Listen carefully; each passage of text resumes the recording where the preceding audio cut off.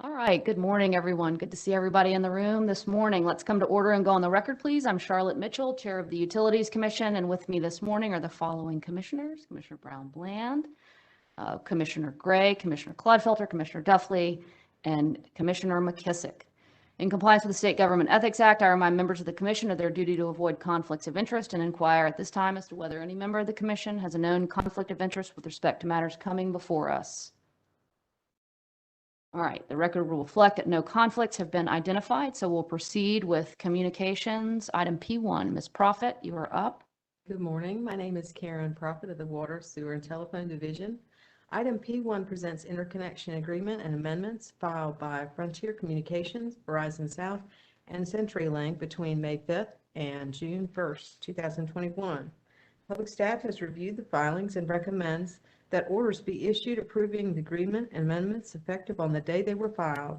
Public staff has provided the proposed orders to the Commission staff. All right, it's been moved and seconded that the item be approved as recommended by the public staff. Any questions or discussion on the motion? Madam Chair, one quick question. All right, please proceed. Well, let me ask you this. I gather that what this is dealing with is unbundling of certain network elements and services under FCC 2020 UNE order. Now, I went back to look at that original order, and it seems to focus upon unbundling of services, but it says that in urban areas, if there's sufficient competition, unbundling is permitted, but if you're looking at, say, rural areas where there may not be competitive services, then it doesn't allow unbundling. What does this effectively do in terms of those unbundling of services that are proposed under these particular amendments? Well, the unbundling of network elements, it's actually, that terminology is essentially to talk about the different rate elements that were, at one point in time, they were all together. So it doesn't actually change anything about the way they're operating today and the way they have been. It's just that at this time, the commission, well, the FCC commission, feels that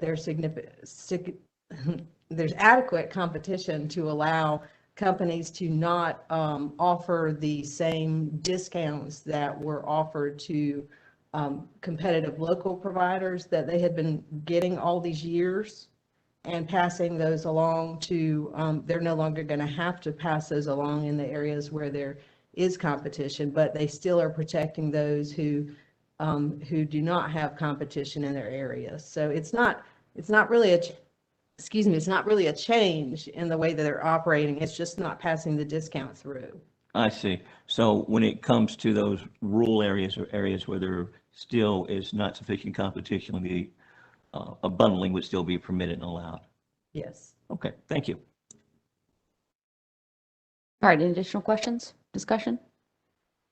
All right, all in favor of the motion indicate with an aye. Any opposed? All right, motion carries. Thank you, Ms. Profit. Thank you. All right, we will proceed now to public staff electric item P1.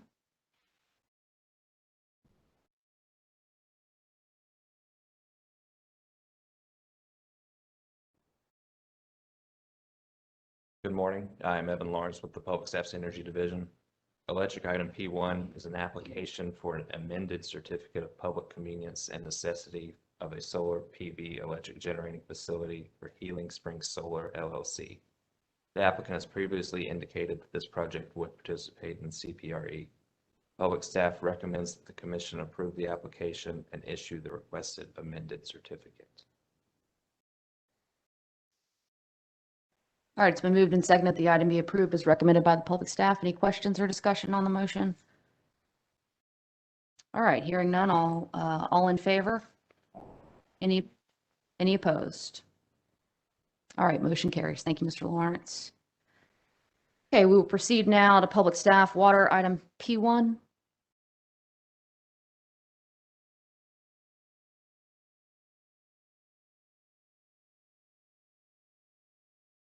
Good morning, Lindsay Darden, engineer, the Public Staff Water, Sewer, and Telephone Division.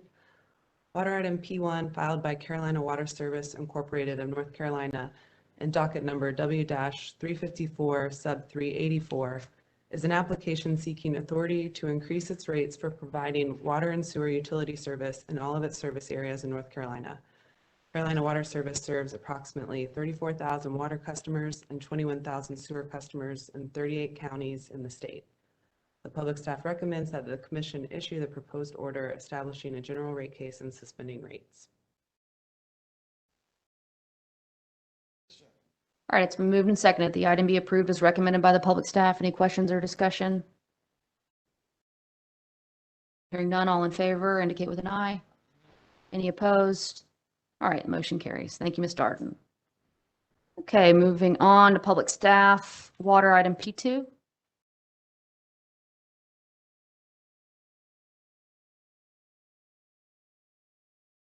Morning, Commissioners. I'm D. Michael Franklin, Engineer, Public Staff, Water, Sewer, and Telephone Division. I'll be presenting water items P2 and P4 this morning. Water item P2 is docket number W-1021 sub 17, Watercrest Estates. Watercrest filed a verified petition with the Commission requesting authority to amend its tariff for the purpose of passing along to its customers in Watercrest Estates Mobile Home Park in Iredell County, North Carolina, the increase in cost of purchasing water and sewer services from the city of Statesville. The public staff's recommended rates are shown in the agenda item. Watercrest has agreed with the public staff's recommendation. A proposed order has been provided, and it is recommended that the Commission issue the proposed order approving the tariff revision and requiring customer notice.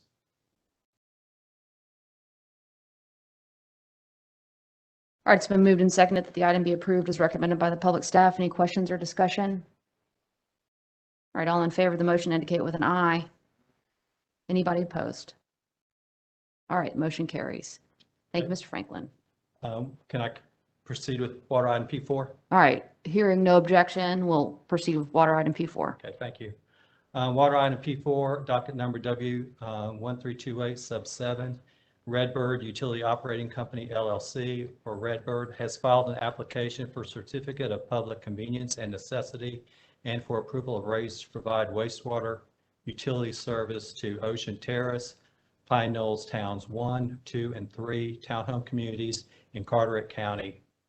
Each of Ocean Terrace and Pine Knoll Towns 1, 2, and 3 has a separate wastewater utility system owned by its homeowners association, providing wastewater utility service to a combined total of 170 residences. Presently, these wastewater systems are exempt from Commission regulation. The applicant's recommended rates and proposed future rates are shown in the agenda item. A proposed order has been provided, and it is recommended that the Commission issue the proposed order requiring customer notice, specifying that if no significant protests are received subsequent to customer notice, the matter may be decided without hearing.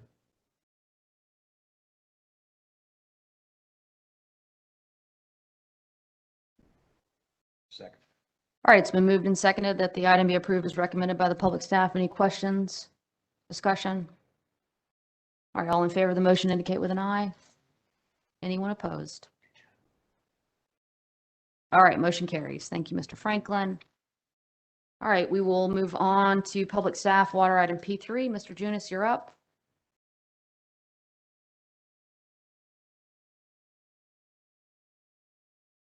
They made me sit in the low seat so my head didn't get chopped off. I'm not being weird about the middle seat. I'm taking it as a compliment that they just want to get my hair in the screen, but I'm Charles Junis, engineer with the Public Staff Water, Sewer, and Telephone Division. Water item P3 filed by Old North State Water Company in docket number 1300 sub 60 is an application seeking authority to adjust and increase its rates for providing water utility service in all of its service areas in North Carolina. Old North State Water Company serves approximately 1,576 water customers in 8 counties in the state. This is the first time Old North State Water Company has come before the Commission requesting an adjustment and increase in its rates.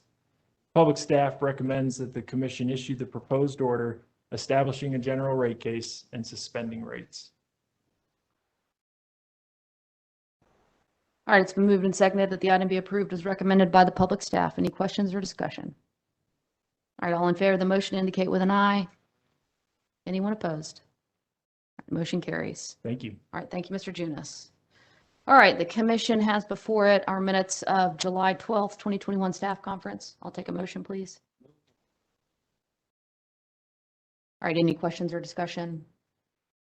All right, all in favor of approving the minutes indicate with an eye. Anyone opposed? All right, minutes of July 12th are approved. We have some introductions to make this morning. Frida, Dustin, if y'all would, come on up.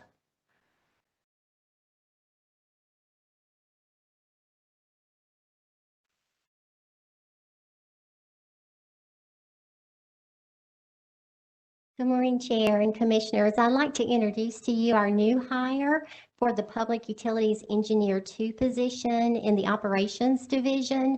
This is Dustin Rhodes. He comes to us from the North Carolina Department of Environmental Quality, the Division of Water Resources, Public Water Supply, and he worked there for over 4 years.